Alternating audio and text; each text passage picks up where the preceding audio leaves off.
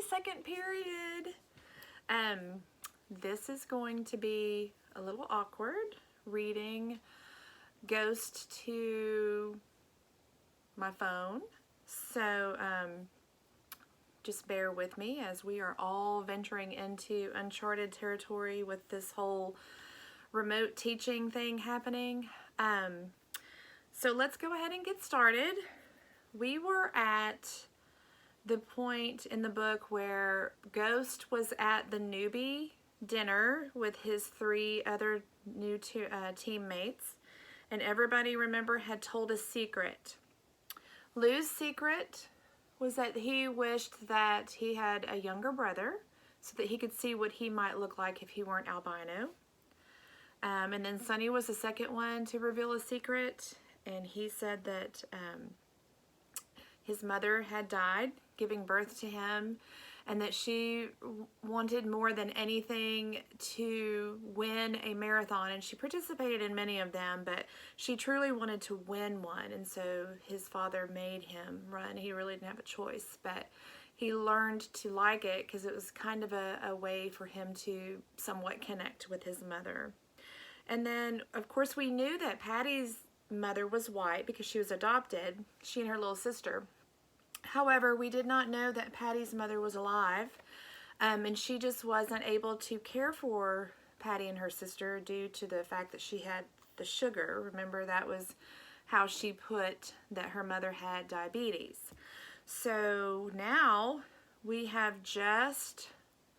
talked about it in class, we were wondering what Ghost was going to reveal as his secret. Was he going to tell about stealing the shoes, or was he going to tell about his father? And so he just kind of blurted out his secret. And I know that we've already read past this part, but I'm going to back up just a little bit because I know it's been a while since we've read.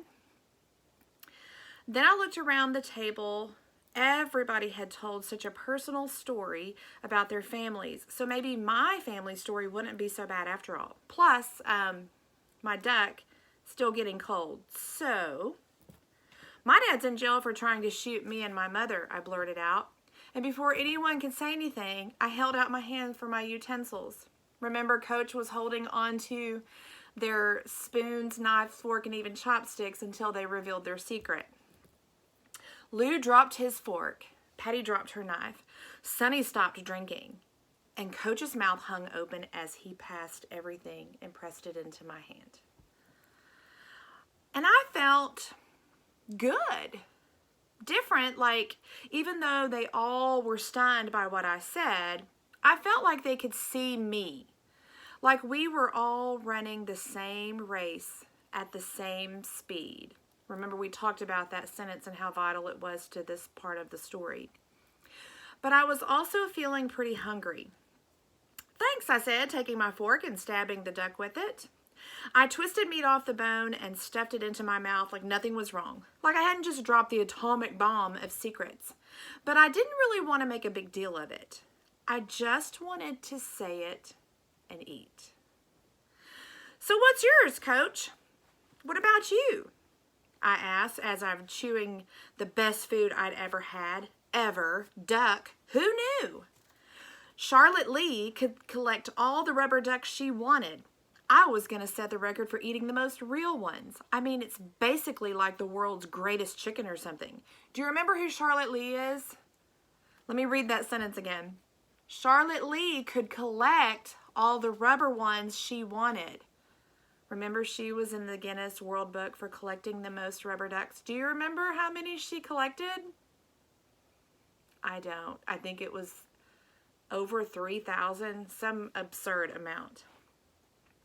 Everybody else had started back digging into their plates, even though now things were definitely a little awkward. Just a little. What about me? Coach replied at last. Well, what's your secret? I said, pointing the fork at him. Oh, no. This is about y'all, not me. Oh, come on, Coach, said Patty. Don't be like that. Yeah, I thought coaches were supposed to set an example, said Lou. Watch it, Coach snipped, but jokingly. No offense, Coach, Sonny said, but Lou's right. And Lou's never right, Patty's teased, reaching over and snatching Coach's chopsticks and his fork. Coach shook his head. I can't believe this, you dirty little rats. But I like the fact that you're ganging up on me. That means my plan is working. And he put his hands together like an evil villain. You're bonding. Yeah, Patty scoffed. Just get to the secret, or it's kiss your noodles goodbye. Coach snickered a little bit. Okay, he started. Well, it's true. Lou, I did run in the Olympics, and I won a gold medal. Coach looked pointedly at each one of us. Okay, so there, he said, snatching his fork and chopsticks back from Patty. And the conversation for the rest of the night was pretty much all about the Olympics. Coach really didn't say too much more about it. It was mainly just us talking about what it must have been like and all that. But I guess I was glad that we were off my secret. And it was like I had never even said anything about what had happened with my dad, even though I did. I did. And it seemed like everybody at the table cared, and they didn't care at the same time. I want you to think about that for a minute. Let me read that sentence again, because I highlighted it in the book. And it seemed like everybody at the table cared and didn't care at the same time. We're going to talk about that in a discussion question that I'm going to put in your Google Classroom later. And that made me feel for the first time like I was one of them. They even asked me if I needed to borrow some practice gear, which I thought was nice, but I told them it was cool, that my mother was going to get me some soon, even though I hadn't even asked her for none yet. Plus, I kind of wanted my first jersey and shorts to be the ones that I ran my first race in, which I hadn't really even thought about until just then. But I appreciated them offering to look out for me. Not many people do that. I could add them to the list of my mother, Mr. Charles, and, well, Coach. And it felt good to feel like one of the teammates. Like I was there, really, really there. As me. But without as much scream inside. So we talked about in the very beginning of the book, he said that he had a lot of scream inside. And we talked about what that meant. What does it mean to have scream inside? And he just had a lot of demons that he was dealing with. A lot more than a kid his age. So now, for the first time, he said, I was feeling like it was just me, really me, but without all that scream inside. All right, and that's the end of chapter 8. We're the next chapter, chapter 9, the title is World Record for Cleaning the Dirtiest Car.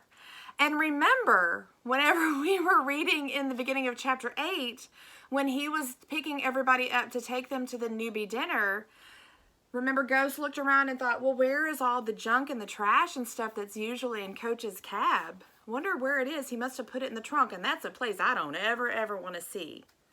But now, the title of this chapter is the world record for cleaning the dirtiest car. So I'm guessing probably the same thing that you're guessing, that Ghost is going to have to clean Coach's car, but why? Why do you think he's going to have to clean Coach's car? And let's back up a little bit, because I don't know about you, but if I had participated in the Olympics and I had won a gold medal, I think that would be something I would be very proud of. I would tell lots of people about it, especially if I were a coach for a track team. I think that would give me a lot of credibility with my students. Oh, hey, listen to me. I know what I'm talking about. I've won a gold medal in the Olympics. So wonder why Coach kind of keeps that under wraps. Why does he not talk about that with the teammates, with the runners that are on the defenders? We'll talk about that later too. Okay, the next video will start with chapter 9. I truly, truly miss y'all, and this is so weird reading to my phone, but I'm going to make it happen. Love y'all. Bye.